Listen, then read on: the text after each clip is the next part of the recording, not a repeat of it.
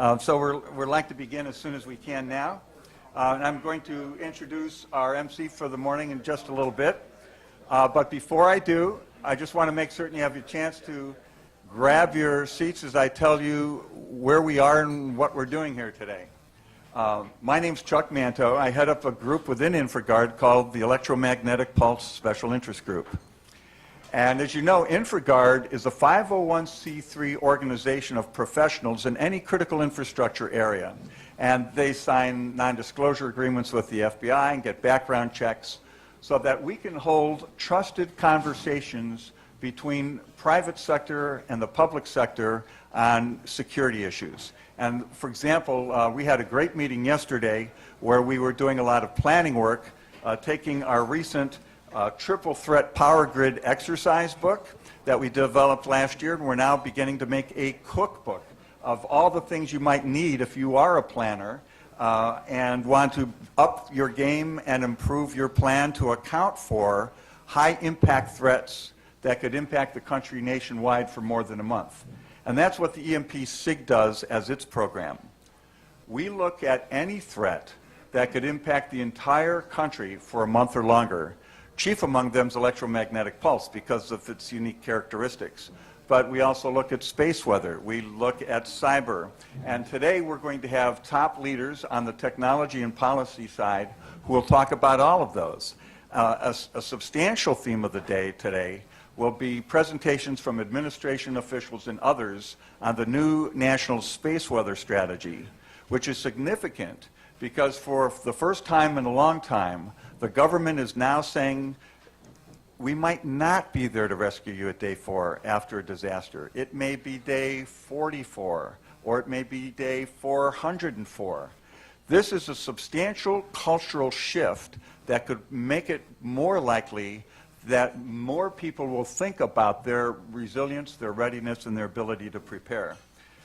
So today we're going to have an opportunity to hear from a number of people, and you already have, if you've come in here this morning, you should have a copy of this, Planning Resilience for High Impact Threats. Some of the people who are speaking today have articles in this book, including organizations like the International Council on Systems Engineering, who we'll hear from today as well.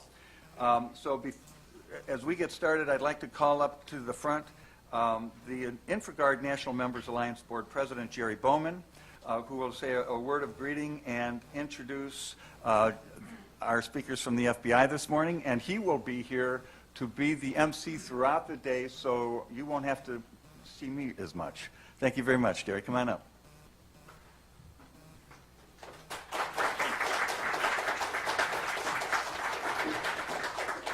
Thanks, Chuck, and good morning. Just a couple of housekeeping notes before we get started. The acoustics here are very, very, very good.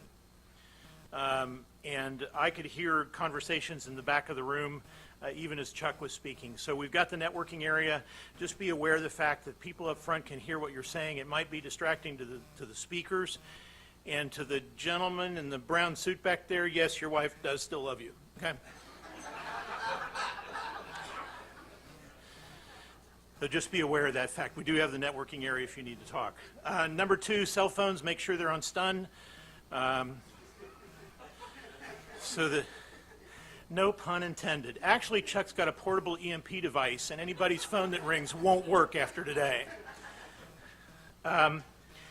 We do want to focus on networking. We do want to encourage you to meet with the folks around. You'll be provided opportunities during the day, and obviously you can go back and talk during the sessions if you need to. Well, just a note, our presenter schedules, our presenters are on fairly tight schedules. Some of them have to come and go. We may change up the agenda a little bit. Don't get confused or upset if it doesn't match what you've got, because we may reshuffle things if we get out of sync too much, just out of courtesy to our presenters. Kelly handed me a note before I came up. In the coat room back there, we found a roll of $100 bills wrapped in a rubber band. You can see Kelly to claim your rubber band. So let's go ahead and get started. The first presenter or introduction that is going to be made is is John Pye. John is one of those people that you work with every day, and just like family and other people close to you tend to take for granted. And some days I think he prefers it that way, just because he doesn't want the credit for the hard work that he does. John studied engineering and computer science at Columbia, where the New York Police Department recruited him out of Columbia. Instead of going there, he was hired by IBM to write code. And just as he was about to be promoted, he was accepted into medical school, where he completed medical school and became a medical doctor. He completed his residency at UCLA and then ended up working in a Cleveland emergency room, where he was picked as the most likely to become the chief of staff. However, the FBI recruited him a year later, and he went to FBI Academy. Last year, we were very fortunate to have John accept the position of unit chief for NIPU 1, who manages the Infragard program for the Bureau. I can't tell you how happy we are to be working with John. The relationship is good. He's a very strong leader and a visionary, and it's hard for us some days just to keep up with his ideas. And so now, here's a man who needs no introduction and yet insists on one. John Pye.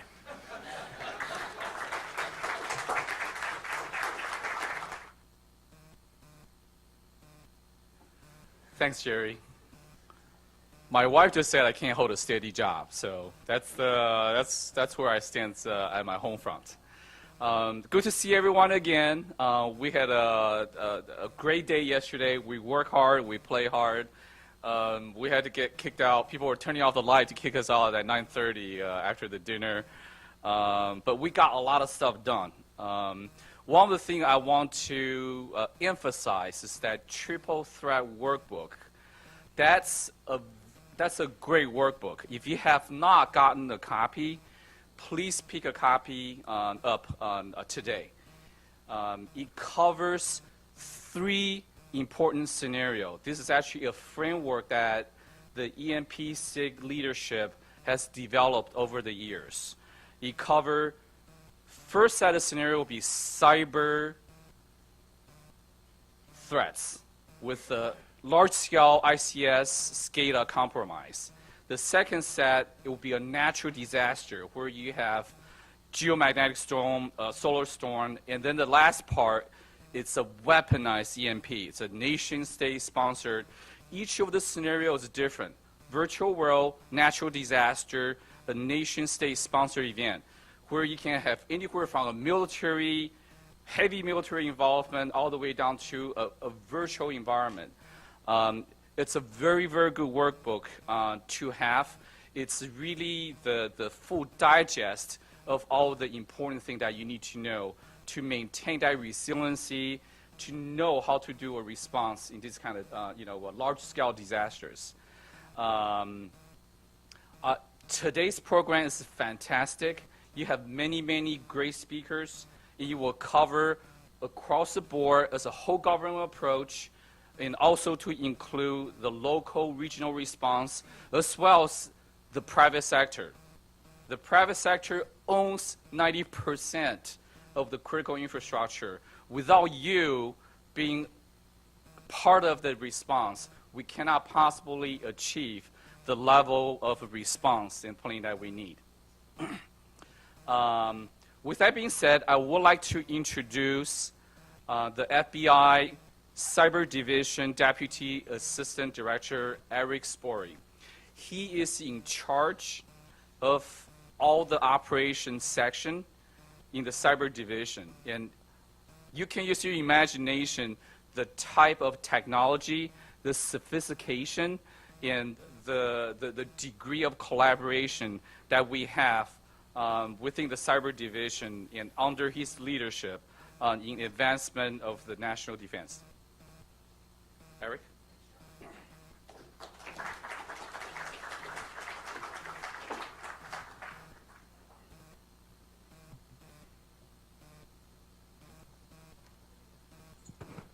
Thanks and good morning. John is one of our great recruitment successes that we try to duplicate all the time. He's an extremely hard person to follow when you're coming up behind that great background, but I always feel comforted that if I collapse on stage today, his medical training can kick in and he'll save me. So it's a great thing that he's here in the room. As I was prepared to come and speak today, I'll tell you a little bit about my background, and I'll tell you a little bit about what I know about this threat and what I don't know about this threat. But I was sitting up in my office last night in FBI headquarters looking at all the traffic down below as they were about to do the lighting of the national Christmas tree. And I don't have a particularly good joke about it, but I thought, what if they flip the switch and the Christmas tree doesn't go on? That's a big event for me, and I know that's going to be all over the news.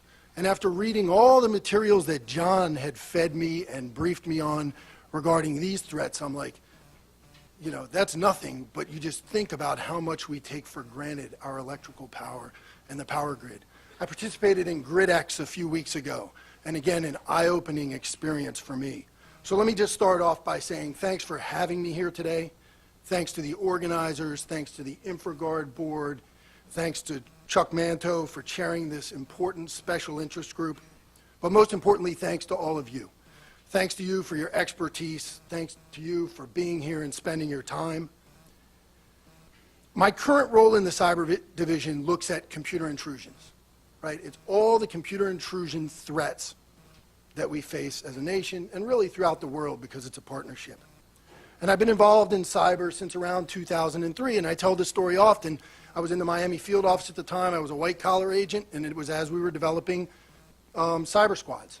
They were just starting in the Bureau. We had what we called NIPSI at the time. And my boss was walking around, our assistant special agent in charge, and he came over to our squad and told us we were now the cyber squad. And as agents do, you then start figuring it out. You started attending classes. We had some folks on the squad that had some computer background, and that's kind of why they put it there, but I didn't. I was a cop and a lawyer, and we started taking all those NIPSI classes. And again, back then I think they were not FireEye, but we had courses through a group called SciTex and Redcliffe, and just now it's the SANS courses and everything else, and you got yourself up to speed. And then it's really the recruiting efforts, as you heard about with John and others, and bringing the right people into the organization to look at these threats. But even being involved in cyber since 2003, I have to be honest, I didn't really have an in-depth understanding of this EMP issue. And I say in-depth. I still don't have an in-depth understanding like all of you do, but really an understanding of the EMP issue until my current position. So I'm working cyber, but I guess I was focused on my cases and working my particular threats and really hadn't thought about this or learned about this. And as I learned more, both through the reading and the briefing, quite frankly, I initially found it to be quite overwhelming. I mean, this is huge, right? I mean, this goes across so much more than I have an expertise in. It's so broad. And when you talk about high-impact threats to critical infrastructure, it's tremendously important and an interesting area of work, but an area that really takes me out of my comfort zone. So I looked through the list that John gave me, and I kind of read through some of the books, and I saw, so computer intrusions into industrial control systems. I feel like I can talk about that. I'm pretty good. I don't feel really nervous about getting up and speaking with groups and interacting. Terrorist events, nation-state man-made events, same thing. Worked in that area for a number of years. Then I started reading about the natural disasters. Never really had much. I mean, I see them on the news like everybody else, but really as a citizen and not really in my professional capacity. And then I started reading about weather in space and started to go, now here's an area that I know very little. So today's agenda, I started looking through that and talk about an intimidating agenda of really highly qualified, and I know FBI people shouldn't use the term intimidated, but an intimidating schedule of really qualified, highly skilled, accomplished presenters, attendees across the board. And I was quickly overtaken, so I kind of had that initial thought of intimidation, and then I was overtaken by kind of a sense of pride that the FBI and the Infragard program is involved in this endeavor with all of you, whether it's my DHS colleagues, FEMA, our congressional leadership, the White House, our private industry partners, academia, all of us in the same room, all of us talking it together. And it was clear that this issue's really done that. And under the leadership of this group, you know, you see all those people in one place. Sharing what you know, and just like you did with me reading this stuff, taking each of us out of our comfort zones and learning a little bit about each other's expertise, how we can integrate and do things better. And quite frankly, you're accomplishing many of the things that we're continuing to progress on in the cyber division at the FBI, and that's integration. You'll hear it everywhere you go. Cyber touches all our different programs, and it really does. And we continue to evolve as an organization in how do we work in an integrated fashion with with our terrorism division, with our counterintelligence division, with our criminal division, so that all those expertises, how do we work with the other government agencies? How do we work with our private industry? And that's going to continue. It's getting better and better and better, and it's going to be a continual evolution, and it's one that we're committed to.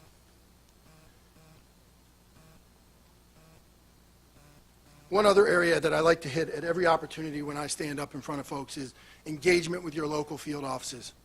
So when Director Comey came in, I can almost remember the actual speech where he said he expects his field commanders, his special agents in charge in the field, to have those personal relationships with the industry, academia, and other stakeholders in their areas of responsibility. I would guess through the participation in Infragard that many of you already have that, and that I'm probably telling you something that you don't necessarily need to know. But for those of you that don't, please develop those relationships, reach out to those folks, know the leadership. Much like we've seen in the last few days out in California, before we have a significant event, regardless of how it occurred or why it occurred, we'd like to know you. We'd like our leadership not to be seeing you and meeting you for the first time when a significant event occurs. And we'd like it to get to the point where the discussions are not always about big events.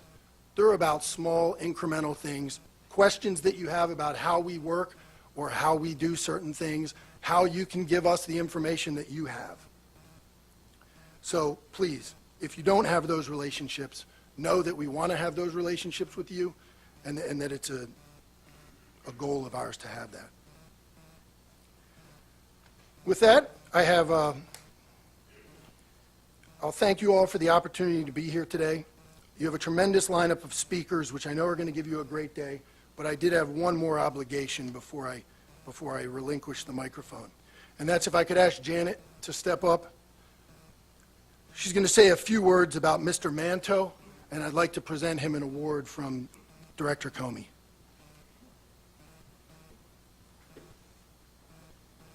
I've had the pleasure of working with Chuck over almost a year now, and he is so significant in EMP SIG. He is EMP SIG. He's brought this group to a new height and a new energy. He's designed testing facilities. He's just brought this to such new levels. And he's done so much for this community and the knowledge, and brought us all here together, which is just across the community. And bringing all of these agencies together in this room today is just amazing to see this, to see all these people here today. It's just wonderful. And so we wanted to present him with this.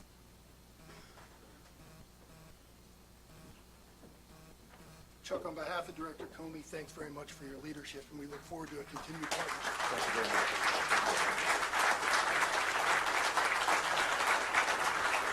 Very much a surprise and another attempt to make me blush, but it's not going to work. Thank you very much.